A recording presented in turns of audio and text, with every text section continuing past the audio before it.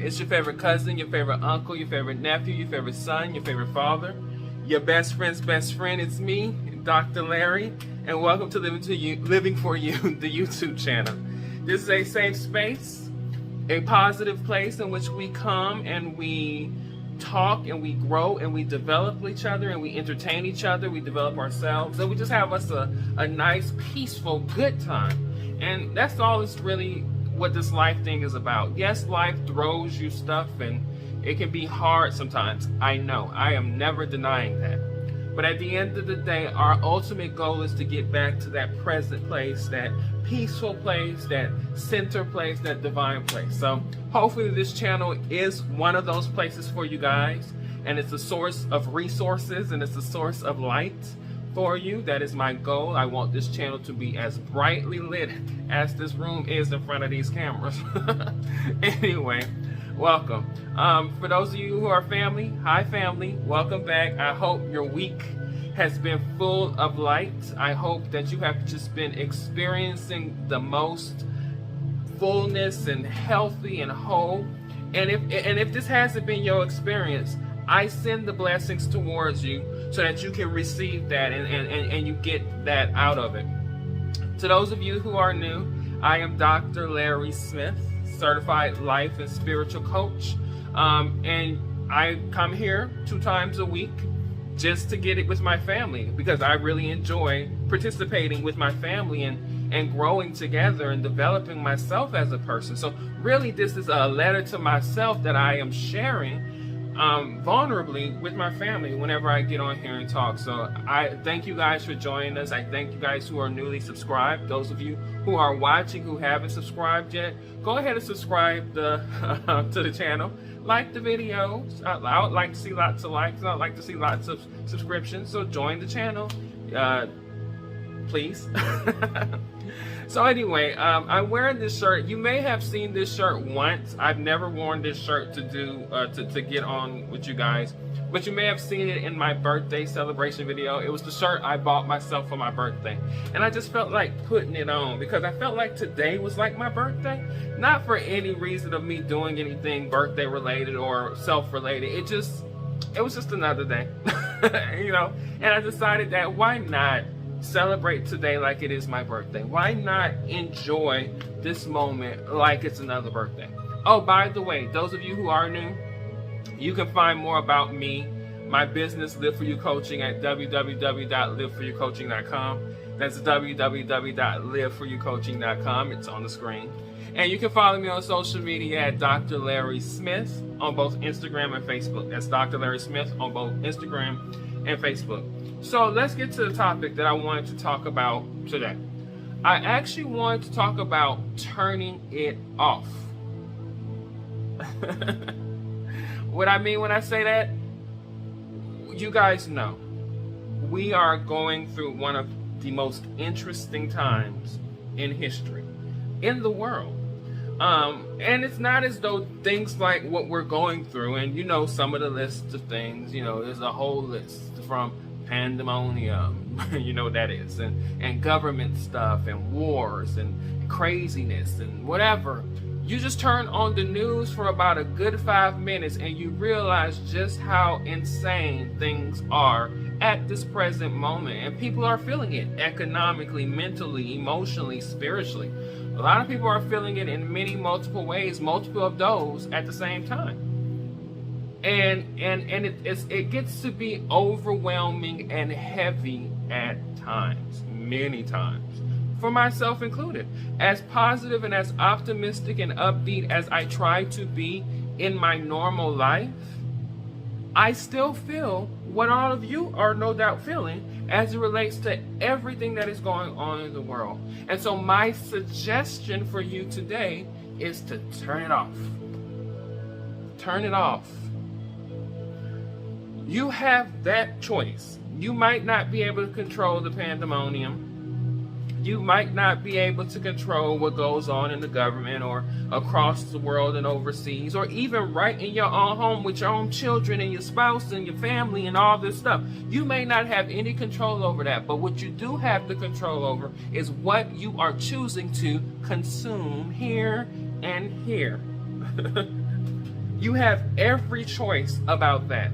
So you can turn it off if it begins to be too much for you. And what do I mean when I say turn it off? Well, when it comes to like the news and television, all these things, that's a literal, you can just turn it off. You ain't got to observe the news. And I know some of you are saying, well, but I have to know what's going on in the world. Do you? If it's not news or events that are directly impacting your day-to-day life, is it really useful to you? Now, I'm not saying don't be informed. I'm not saying don't know what's going on. I'm an advocate for knowledge and for information, clearly. However, if it's getting to the point to where your well-being, your emotional state, your mental state, your spiritual state is in a rut, and you're feeling it in a rut a lot of times, or you're battling depression, anxiety, and whatever else comes from consuming this stuff over and over and over again, it is my doctor's recommendation that you cut it out.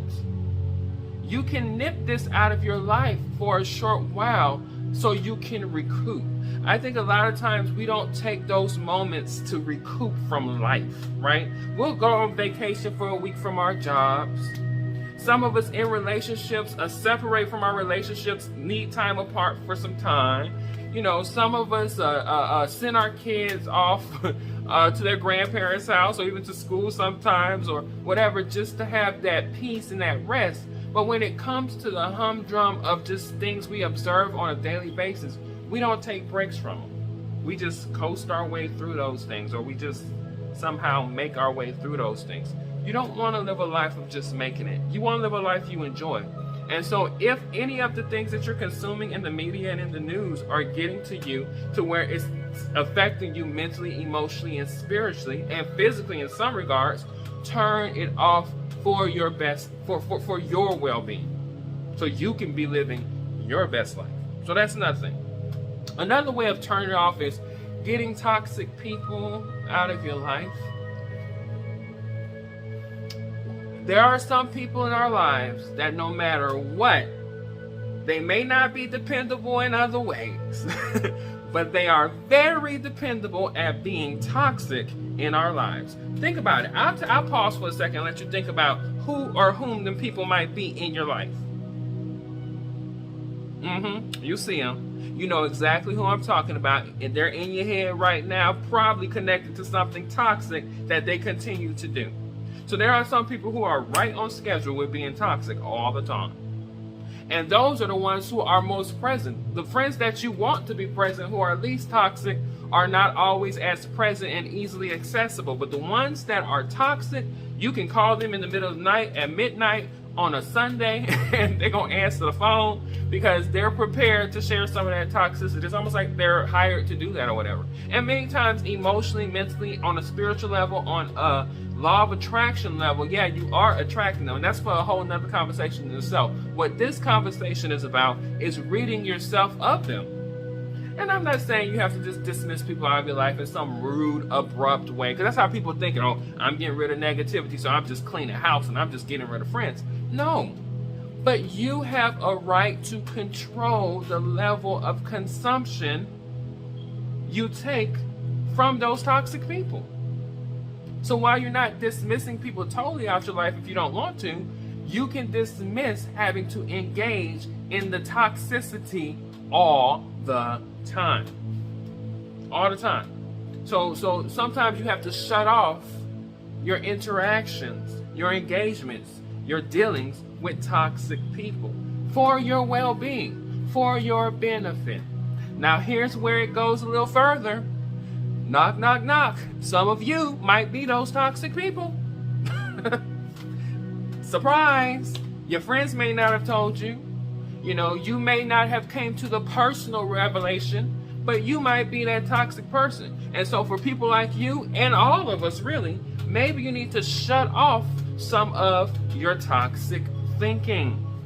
Yeah, that's the third one. Shutting off your toxic thinking. It's almost like when I'm out of alignment, Because like I said, even though I'm here and I'm talking and I seem upbeat and I have all these things, there are times when I'm out of alignment with my center. And for me, my center is spirit. My center is connected to a spiritual place, to a divine place.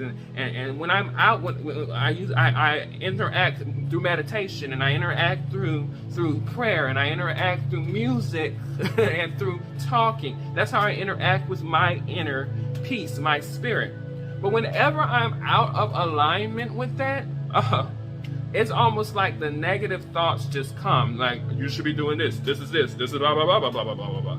And it just come and come and come and come. And I could either sit and consume and believe what I am hearing,